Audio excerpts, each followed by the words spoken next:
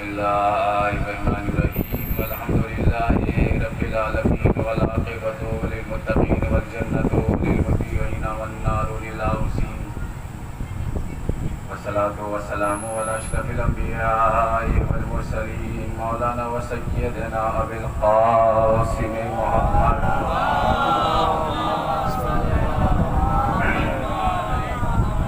وأهل بيته الطيبين الطاهرين المعصومين المظلومين ولعنة الله على أعدائهم أجمعين وقتلتهم وغاصب حقوقهم ومنكر فضائلهم من يومنا هذا إلى يوم الدين. أما بعد فقد قال الله تبارك وتعالى في كتابه المبين وهو أصدق الصادقين وقوله الحق. بسم الله الرحمن الرحيم. إنا نحن نحيي الموتى ونكتب ما قدموا وآثارهم وكل شيء أحصيناه في إمام مبين. صلوات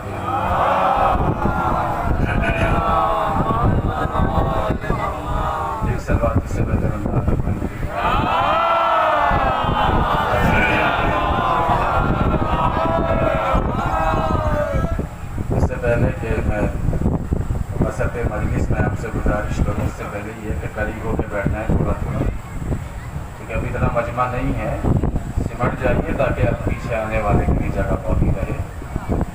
ایک بابا سے بلند صلوات کے ساتھ.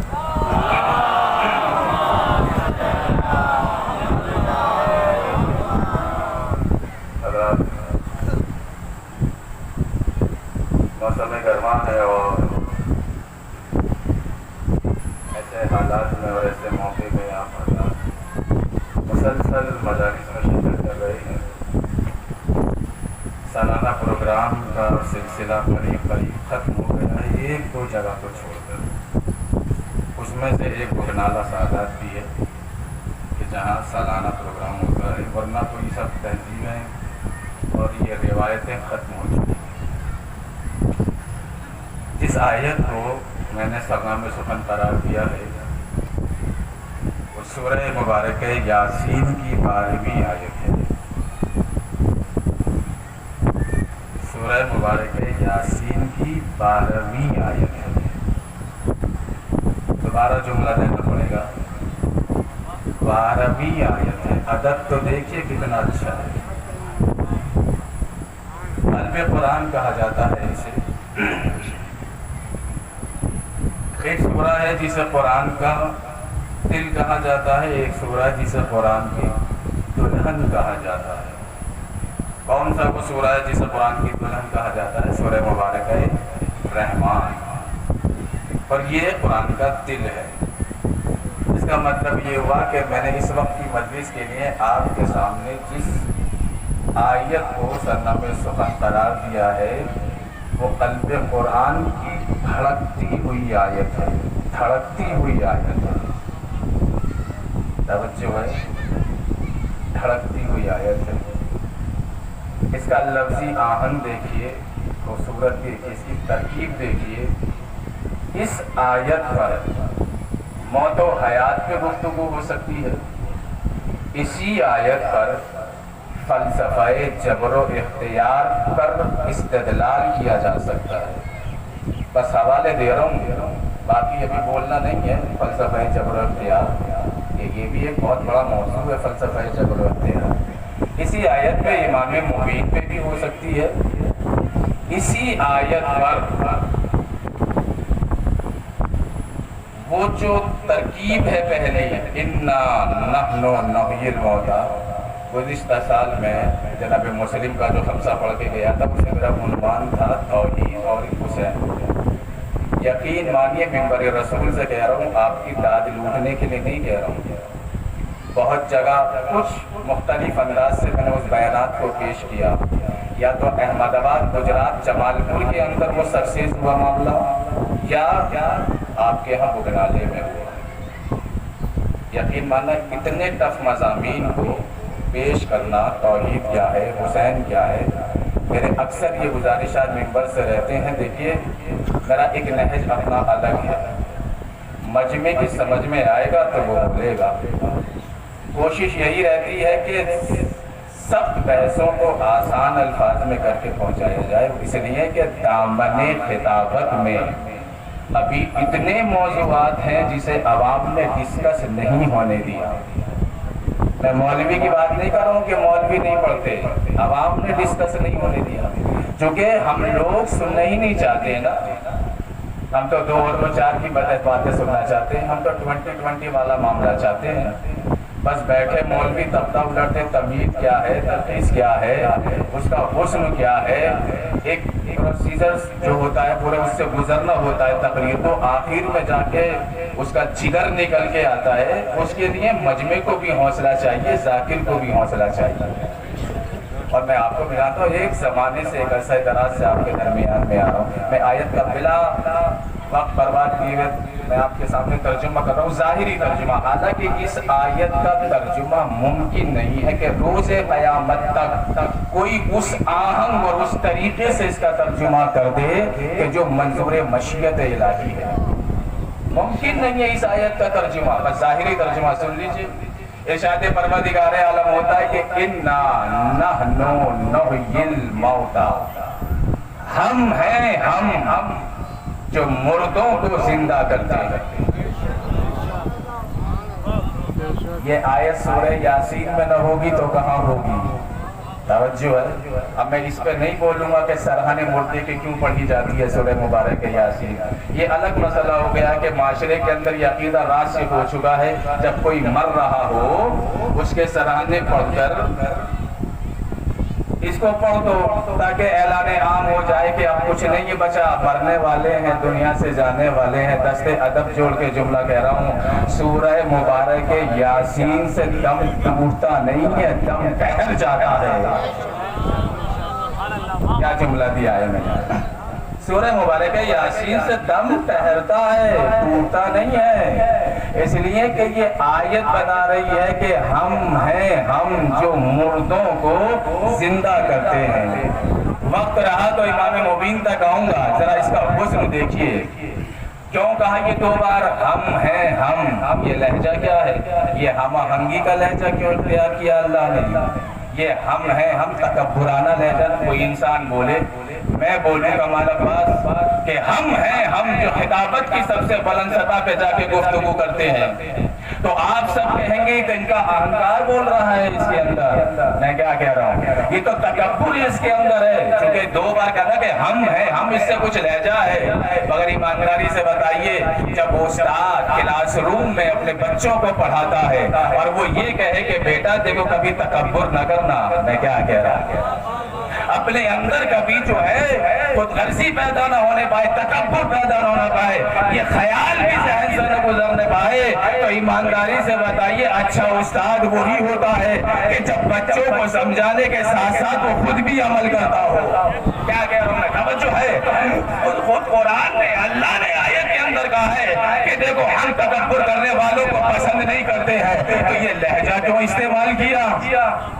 کیا کہہ رہا ہوں؟ توجہ ہے، توجہ برقرار رکھیے گا۔ آج کچھ نکات ہیں، مجلس کے بعد میں فیصلہ کر لینا کیسی رہی مجلس۔ اس حقیر اور فقیر کے چند جملے بھی سن لیے آپ کہ کس سطح پہ جا کے میں کس چیز سے ڈسکس کرنا چاہتا ہوں۔ مجلس ماشاءاللہ ہو رہی ہے اور اس کے بعد بھی ہوگی، سن لیجئے گا۔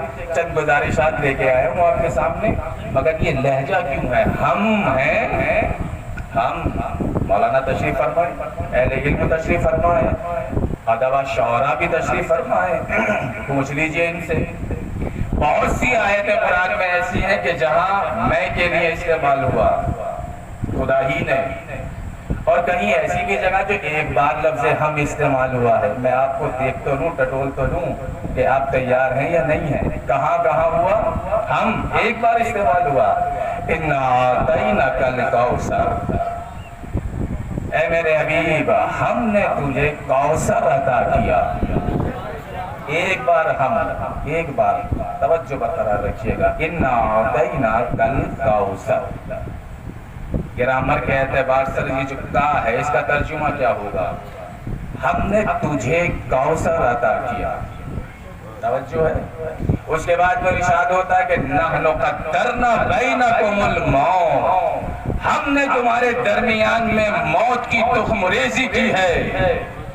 توجہ ہے، ہم نے، یہ بھی ہم آیا، اور کہاں ہم آیا؟ ارشاد پروردگار عالم ہوتا ہے کہ انا انزلناہ فی لیلۃ القدر، ہم نے اس قرآن کو شب قدر میں نازل کیا ہے۔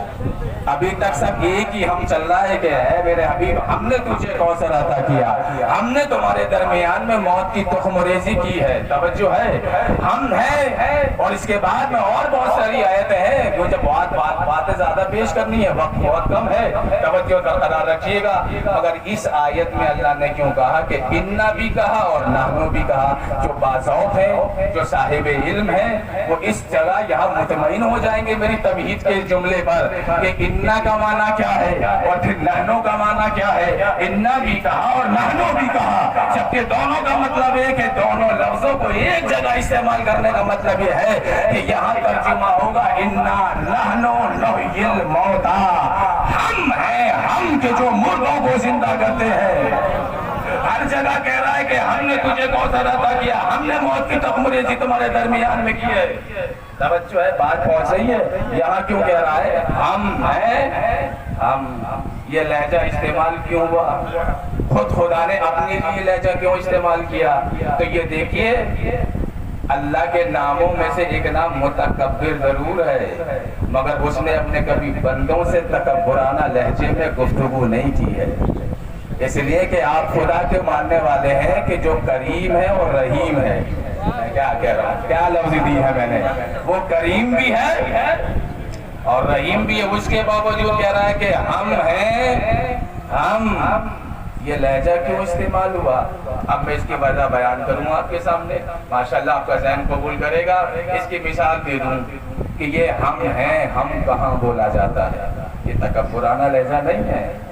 میں نے آج ہی آیت کا ترجمہ کیا ہے، بے فکر رہیے، مجھے کچھ چیزیں پیش کرنی ہے آپ کے سامنے۔ ہم ہیں، ہم کے جو مردوں کو، ترجمہ ذہن میں رکھیے گا، ہم ہیں، ہم جو مردوں کو زندہ کرتے ہیں، کرتے ہیں یا کرتے رہتے ہیں، جو بھی آپ ترجمہ کر لیں اس کا۔ بہرحال یہ کیوں لہجہ استعمال ہوا؟ کوئی بادشاہ ہے، کوئی شہنشاہ ہے، توجہ ہے، وہ آپ کو دعوت دے، آپ اس کی سلطنت میں داخل ہو جائیں، اس کے محل میں داخل ہو جائیں، اور وہ بلانے کے بعد خود کہیں چھپ جائے جو نظر نہ آئے۔ ایک ایک لفظ پہ توجہ چاہتا ہوں، کوئی نہیں ہے، آپ قدم بڑھا کے چلے جا رہے ہیں، دیکھا کہ پورا دربار خالی ہے، پورا محل خالی ہے، ایمانداری سے بتائیے اجنبی جگہ جب بلانے والا ہی چھپ جائے، دیکھیے ماشاءاللہ سب باہر رہتے ہیں، ڈیری وغیرہ، یہ کوئی اتنی گاڑی بات تو ہے نہیں کہ جو ذہن کے اندر نہ آئے، توجہ ہے۔ یہ تو وہی بات ہوئی کہ بلا کے ہم کو کوئی آپ چھپ گیا ہے کہیں، وہ مہمان ہوں جسے میزبان نہیں ملتا۔ آپ ہی کسی کو بلائیں یا آپ ہی کو کوئی بلائے۔ میں نوجوانوں سے مخاطب ہوں، بزرگوں کے لیے نہ میں نے کل مجلس پڑھی ہے، نہ آج، نہ قیامت، جب تک زندہ ہوں جب تک پڑھوں گا۔ بزرگوں کے لیے کیا مجلس پڑھنی، یہ تو مجھے ابھی بٹھائے کے پڑھائیں گے، کیونکہ میں تو ان کی اولاد کے داخل ہوں نا، تو میں نوجوانوں سے خطاب کر رہا ہوں۔ نوجوانوں بات کو توجہ سنیے گا، ایک بادشاہ نے آپ کو بلایا اور بلانے کے بعد وہ چھپ گیا، اجنبی جگہ ہے نا، انجان جگہ ہے، آپ نے دیکھا کہ کوئی نہیں ہے، اور شہنشاہیت کا تصور کیا ہوتا ہے، ایک مرتبہ رعب طاری ہو گیا، دبدبہ طاری ہو گیا، آپ نے قدموں کو پیچھے ہٹانا چاہا، جیسے ہی آپ ہیبت کے ماحول میں قدموں کو پیچھے ہٹانے لگیں گے، ایک مرتبہ چھپا ہوا کوئی آواز دے کہ آنے والے گھبرانا نہیں، ہم ہیں، ہم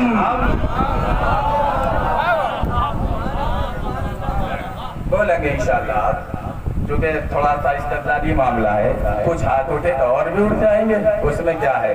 اب جب وہ بلانے والا کہے گا ہم ہیں، ہم، تو کیسا قرار آئے گا، کیسا دل کو ٹھہراؤ پیدا ہوگا۔ میں کیا کہہ رہا ہوں، اس کا مطلب یہ ہے کہ کوئی ہے، کیا کہہ رہا ہوں، جس نے اپنے لطف کے ذریعے آواز دی ہے، جس نے اپنے رحم کے ذریعے آواز دی ہے، جس نے اپنے کرم کے ذریعے آواز دی ہے۔ اس کا مطلب ہے بلانے والا جبار نہیں ہے، بلانے والا اپنا قہر کا مظاہرہ نہیں کر رہا ہے، اپنا لطف و کرم کا مظاہرہ کر رہا ہے۔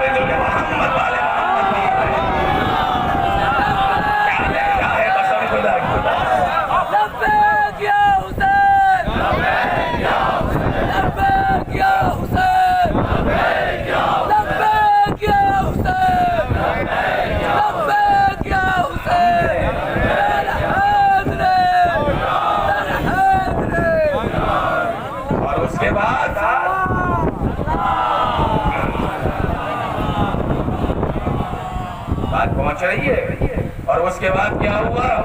ایک تو یہ وجہ ہے کہ مرنے والے پریشان نہیں ہونا، مرنے والے گھبرانا نہیں، اور اس کے بعد اللہ نے کہا کہ تو ماں باپ کو سہارا سمجھ رہا تھا، تو اولاد کو سہارا سمجھ رہا تھا، تو رشتہ داروں کو اپنا معاون و مددگار سمجھ رہا تھا، یہ کچھ نہیں کر سکتے سوائے ہاتھ ملنے کے، تیرا دم ٹوٹ رہا ہے یہ صرف ہاتھ مل سکتے ہیں۔ ارے تو نے انہیں اپنا سمجھا تھا، ہماری طرف تو دیکھا ہی نہیں، ہم ہیں نا، کیا کہہ رہا ہے؟ توجہ ہے، تو نے ہماری طرف تو دیکھا ہی نہیں، ہم ہیں، ہم اس اگر اس سے ابھی سے آپ نے سمجھا تو یہ اب سمجھ میں آئی کہ کیوں کہا اللہ نے کہ ہم ہیں، ہم کہ جو مردوں کو زندہ کرتے ہیں، اس لیے کہ مرنے والا دنیا چھوڑا۔ اللہ نے کہا کہ یہ دنیا تیرے اور میرے درمیان حجاب تھی، پردہ پڑا ہوا تھا، لہذا پسے پردہ تجھے نظر نہیں آیا، پردے کے باہر جتنے تھے تم نے سب پہ نظر ڈال دی۔ میں کیا کہہ رہا ہوں؟ توجہ دیجیے گا اور یہ سنیے، ہم ہیں، ہم کا فلسفہ کیا ہے؟ کہا کہ آیت تو کانوں میں جا رہی ہے نا، آواز پڑھنے والا تو پڑھ رہا ہے، مگر تو بھی تو سمجھ ہم کیا کہہ رہے ہیں کہ ہم ہیں، ہم جو مردوں کو زندہ کرتے ہیں، ہم ہیں، ہم جو مردوں کو زندہ کرتے ہیں، مرنے والے تو نے اس خدا کا کلمہ نہیں پڑھا ہے جو زندوں کو مارتا ہے، تو نے اس کا کلمہ پڑھا جو مردوں کو زندہ کرتا ہے۔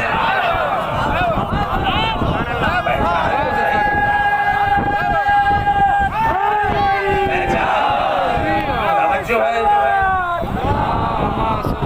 ابھی میں روک رہا ہوں اس مسئلے کو یہاں، 5-10 منٹ زیادہ ہو جائے تو مجھے معاف کیجیے گا، بالکل ہم سے کی مجلس نہیں کہ 50 منٹ میں تمام کرنی ہے۔ ہم ہیں، ہم جو مردوں کو زندہ کرتے ہیں۔ ابھی یہی رک رہی آیت کو چھوڑ دیجئے تھوڑی دیر کے لیے، میرے ساتھ ماشاءاللہ آپ ہو گئے، توجہ ہے، ماشاءاللہ برقرار ہے آپ کی توجہ، آگے بڑھیے، کہ یہ مادی دنیا حجاب بنی ہوئی ہے۔ اگر تجھے اس بات کا علم ہو جائے کہ موت کیا ہے، پورے مجمع سے توجہ چاہتا ہوں، ابھی تک آپ نے تمام مجلسیں موت سے ڈرانے والی سنی ہوں گی، یاد رکھیے گا سن 2022 کے اندر کمال عباس آئے تھے چھولت سے کہ جو جینے کا حوصلہ دے کے گئی تھی۔ ایمانداری سے بتائیے موت ڈرنے والی کوئی چیز نہیں ہے، موت وحشت کرنے والی کوئی چیز نہیں ہے۔ توجہ چاہتا ہوں دستے ادب جوڑ کر، یہ ممکن کیسے ہے؟ موت کس کی طرف سے آتی ہے مجھے بتائیے، بولیے سب بولیے، موت آتی کس کی طرف سے ہے؟ جب تک سب نہیں بولیں گے بھائی صاحب مجلس آگے نہیں بڑھے گی۔ آپ مجھے جان کر، میں آپ کو اچھے سے جانتا ہوں، پہلی بار تھوڑی آیا ہوں۔ اللہ کی طرف سے۔ زندگی کس کی طرف سے آتی ہے؟ دونوں اللہ کی طرف سے، اور وہ اللہ لطیف ہے، رحیم ہے، خبیر ہے۔ میں کیا کہہ رہا ہوں؟ اس لیے کہتا ہوں کہ موت ڈرنے والی چیز نہیں ہے، موت محبت کرنے والی چیز ہے۔ نوجوانوں جملہ یاد رکھنا، زندگی کی حسین اداؤں میں سے ایک ادا کا نام ہے موت۔ کیا جملہ دیا ہے میں نے؟ زندگی کی حسین ترین اداؤں میں سے ایک ادا کا نام ہے موت۔ تو یہ ممکن کیسے ہے کہ زندگی سے محبت کی جائے اور موت سے انسان ڈر جائے؟ موت ڈرنے والی چیز نہیں ہے، موت بھی اللہ کی طرف سے آتی ہے، زندگی بھی اللہ کی طرف سے آتی ہے۔ تو جب دونوں چیزیں اسی کی طرف سے آتی تو یہ ممکن کیسے ہے کہ انسان ایک سے محبت کرے دوسرے سے بیزار ہو جائے؟ کیا کہہ رہا ہوں؟ کیا بچوں ہے؟ یہ توحید کا مرحلہ ہے۔ ماشاءاللہ دیکھیں آپ بول رہے ہیں یا نہیں بول رہے ہیں؟ اور اس سے زیادہ توحید کے اوپر کیا بولیں گے آپ؟ اتنا بھی بول گئے تو سمجھ لیے میری محنت کامیاب ہے۔ یعنی محبت کرنے والی چیز ہے۔ کیوں کہا میں نے کہ موت ڈرنے والی چیز نہیں ہے؟ موت محبت کرنے والی چیز ہے۔ موت عبد اور معبود کے درمیان میں ایک رابطہ ہے، ایک وسیلہ ہے کہ جو بندے کو معبود سے ملاتی ہے۔ کہیں اور جملہ نہ لے جائیے گا، اس سے بہتر میں مثال نہیں دے سکتا۔ اگر دنیا میں کسی کو کسی سے محبت ہو جائے، نوجوانوں توجہ سے سنیے گا، اگر دنیا میں کسی کو کسی سے محبت ہو جائے، ایک شہر والے کو دوسرے شہر والے سے محبت ہو جائے، ایک پڑوسی کو دوسرے پڑوسی سے محبت ہو جائے، اور درمیان میں کوئی ایسی چیز ہو جو تمہاری خبر اس تک لے جائے اور اس کی خبر تم تک لے آئے، تو مجھے بتاؤ کہ اس سے ڈرا جانا ہے؟ یعنی جو ایک عاشق اور معشوق کے درمیان میں کوئی وسیلہ ہو، اس سے ڈرا جاتا ہے۔ ارے تم ہو عاشق، خدا ہے معشوق، بندے خدا سے محبت کرتے ہیں، موت بندے کو معبود سے ملاتی تو ڈرنا نہیں چاہیے۔ سلام علیکم محمد والے محمد، کرنے والی چیز ہے، کرنے والی چیز نہیں، ممکن نہیں ہے۔ موت معصوم ہے، موت نورانی مخلوق ہے، بے گناہوں سے بالکل بری الذمہ ہے، جس کا نام ملک الموت ہے۔ معصوم سے ڈرا جاتا ہے، نورانی مخلوق سے ڈرا جاتا ہے۔ اب اس سے زیادہ تو میں باتیں نہیں کر سکتا، وقت کھنچتا چلا جا رہا، جو پڑھ رہا ہے وہ رہ نہ جائے۔ بس تمہارے اور ہمارے درمیان ایک حجاب ہے، ایک پردہ، پردہ برطرف ہو جائے، بندہ معبود سے مل جائے۔ دیکھیں حسین اشارے ماشاءاللہ آپ قبول کر رہے ہیں، خدا پروردگار عالم آپ کی ذہانتوں کو پروان چڑھائے۔ اور مجھے کیا چاہیے آپ سے، آپ غور سے سن لیں، بس مجھے منزل سے گزرنے دیجئے میرے بھائی۔ بہت نازک مرحلہ ہے حجاب، یعنی رکاوٹ۔ آپ بیٹھے ہیں نا، یہ حجاب ہے، اسے ڈال دیجئے۔ اس طرف اور اس طرف کے درمیان میں کیا ہے؟ یہ پردہ، بولتے رہیے، حجاب۔ یہ حجاب برطرف ہو جائے تو معاملہ کیا ہوگا؟ آمنا سامنا، متوجہ رہیے گا۔ مگر کس کا آمنا سامنا؟ خدا کا، خدا کو دیکھو گے۔ ہاں، ایسا نہ ہو کہ میری گاڑی ادھر نکلے اور بکنالے میں شور ہو جائے کہ صاحب موت، دنیا کا پردہ ادھر ہوا۔ حالانکہ اس پہ آیتیں بہت ساری ہیں، استدلال کے لیے گنجائش نہیں رہ جاتی ہے، متوجہ رہے گا کہ تو اسی کے درمیان گھوم رہا ہوں میں۔ تو کیا ہے؟ پردہ حجاب ہے۔ حجاب کتنے قسم کے ہوتے ہیں؟ بہت باریک سی بحث ہے، حوزہ علمیہ کی بحث ہے۔ ایک جگہ میں پڑھ رہا تھا، بار بار ایک جملہ کہتا تھا، حوزہ علمیہ کے اندر یہ ہوتی ہے بحث ہے، منطق، فلسفہ ہے۔ حوزے کے اندر بیٹھ کے جہاں 6 مہینے مسائل حل نہیں ہوتے، مجلس کے اندر مجمع 2 منٹ میں سمجھ جاتا ہے۔ کیا جملہ کہا ہے میں نے؟ بہت کم لوگ بولے، سب کو بولنا چاہیے تھا، سب کو بولنا چاہیے تھا۔ انصاف کیا کریں جملوں کے ساتھ، ضروری نہیں ہے کہ ذاکر چیخے پسلیاں پھاڑ دے تبھی آپ بولیں، ایسا نہیں ہے۔ جملے کے اندر وزن ہونا چاہیے تو آپ کو قبول کرنا چاہیے۔ حوزہ علمیہ کے اندر جو بحثیں سالوں، 6 مہینے ایک لفظ کے اوپر بحث ہوتی ہے، نوجوانوں سن رہے ہو؟ وہاں استاد کی بھی پیشانی میں پسینہ آ جاتا ہے، شاگرد کی پیشانی میں پسینہ آ جاتا ہے، مگر یہ ممبر اور یہ فرش رضا اور مجموع مومنین کا مجمع ان بحثوں کو 2 منٹ میں کیوں سمجھ جاتا ہے؟ ایک جملہ یاد رکھیے گا، توجہ چاہتا ہوں، جب تک یہ حوزہ علمیہ کے اندر علم کی اصطلاحیں بند لفظوں کے اندر بیان ہوتی رہیں گی، زمین علم بنجر رہے گی، اور جو مجلس حسین میں آئے گی باس کے حوزہ کی آبیاری سے لہراؤ جائے گی۔ توجہ چاہتا ہوں، فصل علم۔ لوگ یہ کہتے ہیں کہ ممبروں سے علم استدلال نہیں ہونا چاہیے، لوگ کہتے ہیں کہ ممبروں سے علمی بیانات نہیں ہونا چاہیے۔ ارے پہلے یہ تو دیکھو کہ یہ ممبر ہے کس کا؟ مدینہ العلم کا ہے یا نہیں؟ میں کیا کہہ رہا ہوں، توجہ دیجیے گا، شہر علم کا ہے یا نہیں؟ ایک جملہ اور سن لیجئے، کہا کیے گا نہیں، اس کو مجلس میں جملہ نہ کیجیے گا۔ ممبر دیکھیے، نوجوانوں بہت دیکھا ہوگا آپ نے ممبر، آج میرے کہنے سے غور فرمائیے۔ ممبر یہ سمبل ہے، سمبل، علامت، پہلا زینہ، دوسرا زینہ، تیسرا زینہ، اس کے بعد میں عرشہ، یعنی یہ بلند ہے، بلند، توجہ ہے۔ تو جب یہ بلند ہے تو اس سے بلند ہی گفتگو ہونی چاہیے۔ جملہ کہا ہے آپ علمی نکات سننے کا ماشاءاللہ عادی ہیں، اور عادی بنیے، اور بنیے، منطق یہاں سے سنیے، فلسفہ یہاں سے سنیے، علم کلام کی بحث ہے یہاں سے سنیے۔ ماشاءاللہ آپ میں وہ صلاحیت ہے، آپ سے اچھا بھی کوئی مجموعہ ہے پوری دنیا میں نہیں ہے نا، تو پھر یہاں سے ہی بحث ہونی چاہیے۔ حجاب کتنے قسموں کے ہیں، مجلس کو طول ہو رہا ہے، چند ساتھ دے دیجئے۔ حجاب کتنے ہوتے ہیں؟ یعنی حجاب ایک تو یہ ہے پردہ حجاب، دوسرا حجاب کیا ہوتا ہے؟ مکانی حجاب، ایک ہوتا ہے زمانی حجاب۔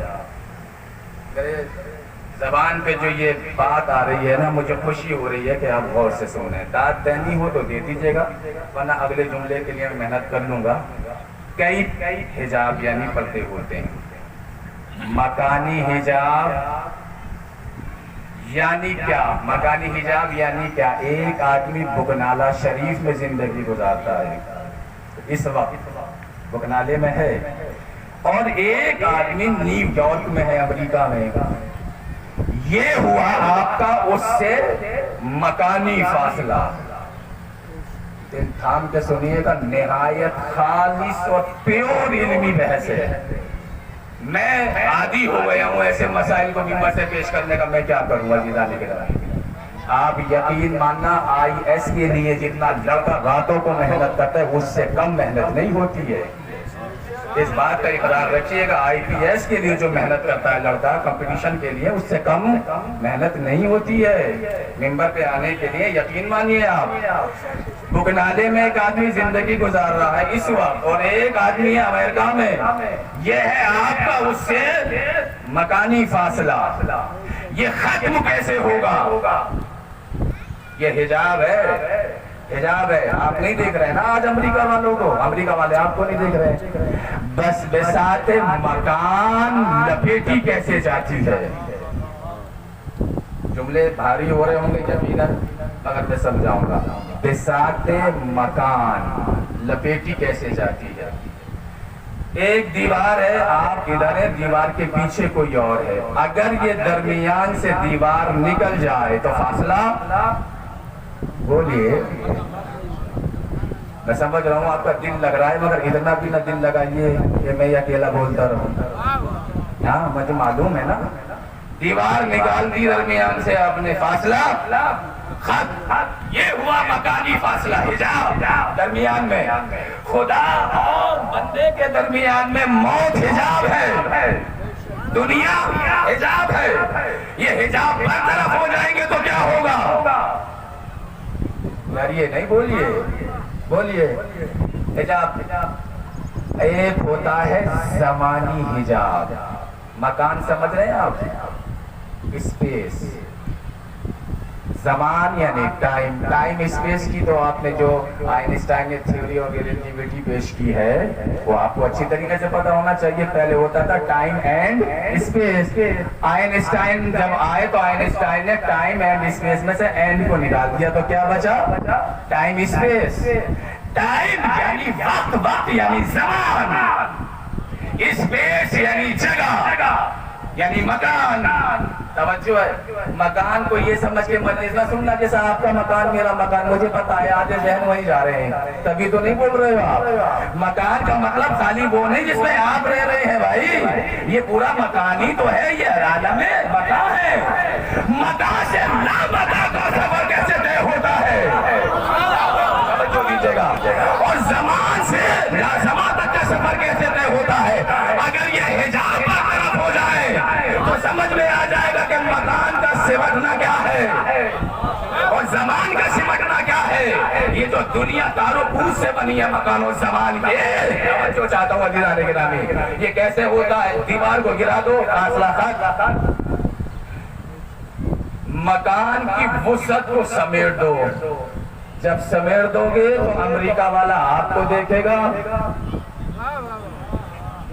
اور آپ امریکہ والے کو دیکھیں گے۔ امام جب آئیں گے کیا ہوگا؟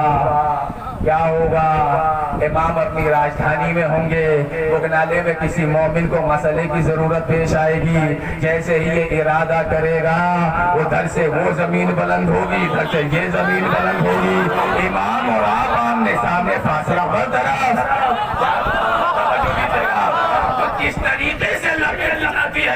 مکان، اور کس طریقے سے سمیٹی جاتی ہے بساط زمان، یعنی زمان یعنی وقت، مکان یعنی جگہ. اس پہ توجہ برقرار رکھے گا، بہت باریک بحث ہے. تو یہ اگر لپیٹ دیا جائے تو فاصلے ختم ہو جائیں گے. معراج پیغمبر نے کن کن رازوں سے پردہ اٹھایا؟ میں کیا کہہ رہا ہوں، توجہ دیجیے گا. معراج پیغمبر نے دنیا میں کچھ ایسے بھی لوگ ہیں. اچھا کیسے لپیٹی جاتی ہے میں ساتھ میں بتا دوں آپ کو. یہ فرش ہے، کہاں سے کہاں تک پھیلا ہوا ہے، جہاں تک آخری آدمی بیٹھا ہوا ہے. کتنی وسعت ہوگی اس کی؟ بہت. جب آپ اس کو لپیٹنا شروع کریں گے، جب سمٹ جائے گا تو کتنی ہو جائے گی؟ ہے قابل توجہ بحث یا نہیں؟ جب فرش کو آپ پھیلائیں گے تو بہت، جب لپیٹیں گے تو کتنا سا ہو جائے گا؟ سمیٹ کر تھوڑا سا. اسی کو کہتے ہیں بساط مکان کا الٹ دینا یا لپیٹ دینا یا سمیٹ دینا. کیا کہہ رہا ہوں؟ تو کیسے لپیٹی جاتی ہے؟ پیغمبر اکرم کو جو معراج ہوئی تھی، یا تو مسجد میں تھے یا مسجد سے لگے ہوئے برابر والے گھر میں تھے. کیا کہہ رہا ہوں؟ جہاں سے معراج پیغمبر کو ہوئی ہے، کہاں سے کہاں تک ہوئی؟ مسجد الحرام سے مسجد اقصی تک، مسجد حرام اور مسجد اقصی تک کا جو یہ فاصلہ ہے، یہ ہے مکانی فاصلہ. اگر پروردگار عالم نے چشمے زدن کے اندر اس فاصلے کو سمیٹا یا نہیں سمیٹا؟ کیا کہہ رہا ہوں؟ توجہ ہے. فاصلے برطرف ہو گئے. پیغمبر چشمے زدن کے اندر مکے سے مسجد اقصی پہنچے، اور کمال کو یہ ہوا کہ ادھر بساط مکان سملی، ادھر زمان کی ترتیبیں کھنچ گئی. اللہ اکبر. یعنی زمان کیا مطلب، مکان کیا مطلب؟ جنت کہاں ہے؟ مکان میں یا لامکان میں؟ جہنم کہاں ہے؟ مکان میں یا لامکان میں؟ سدرۃ المنتہا کہاں ہے؟ مکان میں یا لامکان میں؟ کہاں ہے مجھے بتائیے. قاب قوسین کہاں ہے بھائی صاحب؟ میں آپ سے بات کر رہا ہوں، آپ سے. قاب قوسین و ادنیٰ ہے کہاں؟ لامکان میں. توجہ دیجیے گا. لامکان میں جو ایک مکان ہے اس کا نام ہے جنت. بہت سخت بحث ہو گئی. خدا جزائے خیر دے آپ کو کہ آپ نے یہاں تک سنا. اب میں پیرامہ تقریر کا آگے بڑھاتا ہوں، دامن کو سمیٹتا ہوں. تو یہ حجاب برطرف ہے اللہ میں اور معبود میں. یہ موت ہے، موت ہے محبت کرنے والی چیز، ڈرنے والی چیز نہیں ہے. یقین مانیے نہیں ہے، موت محبت کرنے والی چیز ہے. بس اتنا پیغام آج کے لیے کافی ہے. اس کے بعد ایک قدم آگے بڑھاؤں تقریر کا، جس کا آپ کو بھی انتظار ہے. یقیناً نوجوانوں کو کچھ تو ملا ہوگا. میرا دل گواہی دے رہا ہے اندر سے. یہ بالکل نئی بحث تھی مکان اور لامکان کی. مجھے معراج نہیں پڑھنی ہے، بس یہیں سے گریز کر رہا ہوں. آپ کو فنا ہونے کے لیے اللہ نے پیدا نہیں کیا. یہ خیال اپنے ذہنوں سے نکال دینا رہتی دنیا کا. آپ نابود ہونے کے لیے نہیں بنے، آپ فنا ہونے کے لیے نہیں پیدا کیے گئے. ممکن کیسے ہے کہ انسان فنا ہو جائے؟ بنایا اس نے ہے کہ جو خود زندہ ہے. کیا کہہ رہا ہوں؟ توجہ دیجیے آپ. انسان بنیادی طور پر روحانی مخلوق ہے یا نہیں؟ نہیں. آپ فنا ہونے کے لیے آپ کو دفنایا جاتا ہے قبروں میں. بولیے ذرا جلدی سے. آپ کو دفن نہیں کیا جاتا، آپ کے بدن کو دفن کیا جاتا ہے. خدا کرے کہ سب سمجھ گئے ہوں اس جملے کو. آپ کو زیر زمین دفن نہیں کیا جاتا، آپ کا جسم دفن کیا جاتا ہے. آپ تو باقی رہتے ہیں. آئینہ اٹھا کے جو نوجوان آئینہ دیکھتے ہیں، شیشہ دیکھتے ہیں، پیغمبر اسلام بہت خوش ہوتے ہیں. حدیث پیغمبر ہے کہ مجھ نوجوان سے بہت راضی رہتا ہوں کہ جو بار بار اپنی زلفوں کو سنوارتا ہے اور آئینہ دیکھتا ہے. اگر ایمانداری سے بتائیے آئینے میں آپ نظر آتے ہیں کیا؟ ابھی کچھ بول رہے ہیں، سب بولیں گے انشاءاللہ. بھائی صاحب آئینے میں آپ نظر نہیں آتے، آئینے میں آپ نظر نہیں آتے. آپ تو نفس ہیں، آپ تو روح ہیں. آپ کا ظاہر نظر آتا ہے، باطن نظر نہیں آتا ہے. یعنی جسے باقی رہنا ہے اور کس حد تک باقی رہ سکتا ہے، یہ جسم کی بھی بحث. خالی روح انسانی کی بحث چھوڑیے، یہ جسم، یہ آنکھیں، یہ پیشانی، یہ سلائی سکندر، یہ سینہ، یہ کاندھے، یہ آپ کا جو ہے جنگ یعنی پہلو، اللہ نے جسم انسانی کو پائے ڈیزائن ایسا اس کو ڈیزائن کیا ہے کہ یہ ممکن نہیں ہے کہ 60 سال میں پیوند خاک اسے ہونا ہی ہونا ہے، یہ ممکن نہیں ہے۔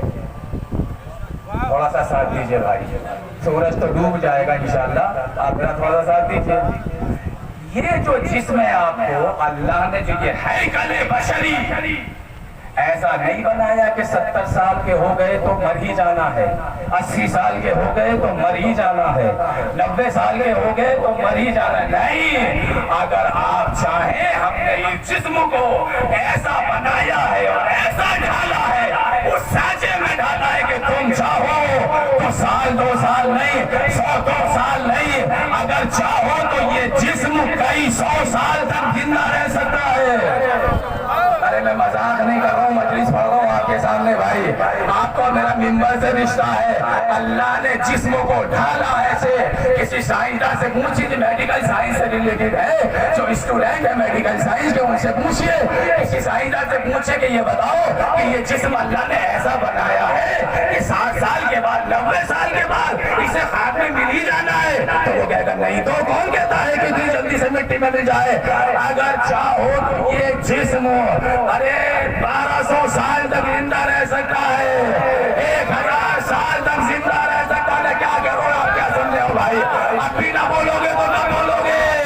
ارے دنیا کو یہ سمجھ دو بھائی، اسلامی میں حیرت ہو تو ہو، آپ شیعوں کو نہیں ہونا چاہیے، آپ کو فخر سے کہنا چاہیے کہ ہاں یہ جسم 1000 سال سے زیادہ زندہ رہ سکتا ہے۔ ماتم وہ کرے جن کے پاس مثال نہ ہو، ہمارے پاس زندہ مثال ہے۔ کوئی کہہ میں جو 1200 سال سے زندہ اسی جسم کے ساتھ تو زندہ ہے یا دوسرے جسم کے ساتھ؟ علی مولا غریب ملک مولا، علی مولا غریب ملک مولا، علی مولا ستارہ ٹوٹ کر بولا، ستارہ ٹوٹ کر بولا، علی مولا ستارہ ٹوٹ کر بولا، علی مولا آج یہ پیغام لے کے جائیے گا، اللہ نے انسان کو نابودی کے لیے پیدا نہیں کیا۔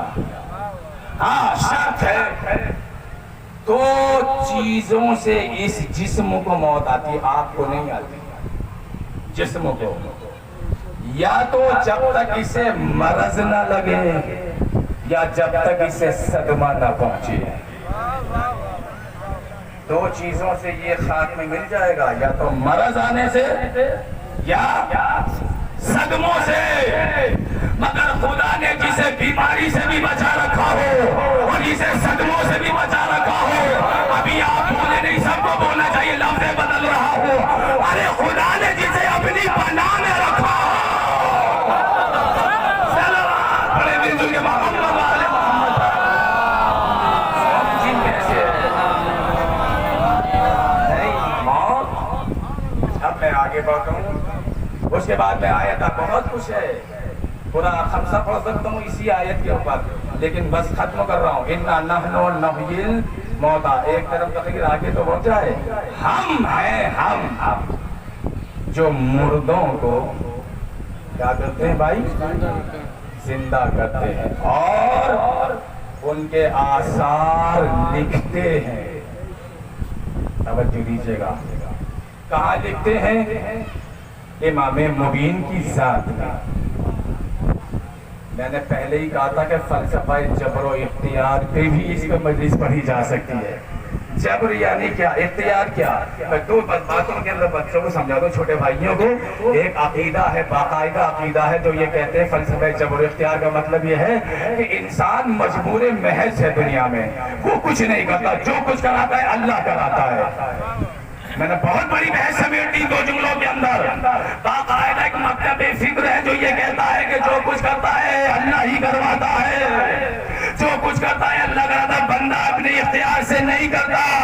اللہ نے اسی آیت کے اندر اگر اس جملے میں جواب دیا ورنہ تو وہ، اور ہم لکھتے ہیں ان کے آثار، کیا لکھتے ہیں؟ جو وہ کچھ کرتے ہیں، جو تم کرتے ہو وہی لکھتے ہیں، ہم اپنی مرضی سے کچھ نہیں لکھتے ہیں۔ کتنی بڑی بحث سمیت یہ قسم خدا کی میں نے، مجھے یقین نہیں تھا کہ دو جملوں کے اندر یہ بحث سے بڑھ جائے گی، تاکہ ہم وہی لکھتے ہیں جو تم کرتے ہو۔ ہمارے اوپر الزام نہ لگانا کہ جو ہم چاہتے ہیں تم وہ کرتے ہو، نہیں، تمہیں اختیار دے کے بھیجا ہے ہم نے دنیا میں، تمہاری مرضی چاہے جو بن جاؤ۔ کیا کہا؟ ہم لکھتے ہیں، کہاں لکھتے ہیں؟ امام مبین میں جمع کرتے ہیں، یعنی ازل سے لے کے اب تک دنیا میں جتنے بھی اعمال ہوتے ہیں، کیا صرف علم ہے وہ کہ جس میں اللہ جمع کر رہا ہے؟ ارے بولے بھائی، اب تو مجلس ختم ہو جائے گی۔ جس ذات میں جمع کر رہا وہ ہے کون؟ کوئی بھی ہو، اللہ تو ہے نہیں، اللہ تو فاعل ہے، اللہ تو جمع کر رہا ہے، اور جس ذات میں جمع کر رہا ہے وہ ہے امام، بولتے رہیے بھائی، امام مبین۔ اس کا مطلب ہے اللہ نہیں ہے، یہ امام مبین غیر اللہ ہے، جس کی ذات میں جمع ہو رہے ہیں تمہارے نامہ اعمال۔ ارے دنیا ڈرے اس ذات سے کہ جس ذات میں تمہارے اعمال کو ریکارڈ کیا جا رہا ہے، اور وہ ہے امام مبین۔ اب دو ہی مسئلہ ہے دنیا کے بعد، یا تو دنیا اللہ سے محبت کرے اور علی سے ڈرے، کیا جملہ ہے، یا تو اللہ سے محبت کرے اور علی سے ڈرے، یا پھر علی سے عشق کرے اور خدا سے ڈرے۔ یہ مرحلہ آسان نہیں ہے، مرحلہ آسان نہیں ہے۔ زمین بولی فلک بولا، علی مولا، علی مولا، ستارہ جھوم کر بولا، علی مولا، علی مولا، پھٹی دیوار در بولا، علی مولا، علی مولا، منافق کا لہو کھولا، علی مولا، علی مولا، دشمن بھاگ کر بولا، علی مولا، علی مولا، نعرہ حیدری، بلند نعرہ سلوان۔ امام مبین غیر اللہ ہے، اللہ نہیں ہے۔ یہ امام مبین ہے کون؟ دیکھیے دنیا میں امام مبین کی ترکیب قیامت تک اس کا حق ادا نہیں ہو سکتا۔ یہ مبالغہ نہیں ہے میرے بھائی، نہ عالمانہ تعلی ہے، میں دست ادب جوڑ کے کہہ رہا ہوں۔ قرآن مجید کی بہت ساری ترکیبیں ایسی ہیں کہ جن کا حق ادا قیامت تک نہیں ہو سکتا۔ ذہن بشری اس کی ترکیب سمجھا ہی نہیں سکتا کہ کون ہے۔ دو لفظ ہیں، دو لفظ۔ جب یہ ابھی رکیے گا، جب یہ آیت نازل ہوئی تو صحابہ میں سے کسی نے پوچھا یا رسول اللہ، پوری آیت سمجھ میں آ گئی کہ ہم ہیں، ہم جو مردوں کو زندہ کرتے ہیں اور لکھتے ہیں تمہارے آثار کو کہ تم کرتے ہو، کیا کہہ رہا ہے، جو عمل کرتے ہو۔ مگر یہ اگلا جملہ تو ہے امام مبین کا، یہ سمجھ میں نہیں آتا کہ یہ امام مبین ہے کون۔ کیا کہہ رہا ہوں بھائی، یہ امام مبین ہے کون؟ یہ مسلمانوں کی بدقسمتی ہے کہ امام مبین نہ کل سمجھ میں آیا نہ آج سمجھ میں آیا۔ مسلمانوں کے امام مبین سمجھ میں نہیں آ رہا ہے۔ یہی حال اس وقت میں بھی ہوا کہ یہ امام مبین، ایک لفظ ہے امام اور ایک لفظ ہے مبین، اور جب یہ ترکیب پا گیا امام مبین، اب سمجھ میں نہیں آتا۔ ایک جہل سنا ہوگا آپ نے، لفظ جہل سنا ہے بالکل، مگر ایک ترکیب وہ سن لی جو میں نے بیان کی ہے، کر رہا ہوں آپ کے سامنے۔ ایک ہوتا ہے جہل مولانا، اور ایک ہوتا ہے اضطراب جہل۔ اب یہاں نہیں بولیں گے آپ، یہاں نہیں بولیں گے آپ، جہل اور ایک اضطراب، بے چینی، یعنی جہل کی بے چینی وہ یہاں نظر آیا۔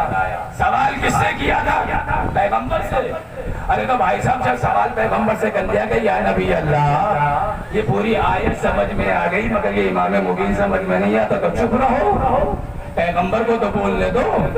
کیا کہہ رہا ہوں، یہاں سے شروع ہوا اضطراب جہل، قبل اس کے کہ پیغمبر کچھ بولتے تاکہ یا نبی اللہ کیا اس سے مراد توریت ہے؟ پیغمبر نے گردن ہلا کے منع کیا، لفظوں میں نہیں بولے۔ توجہ چاہتا ہوں میں جانے گرامی۔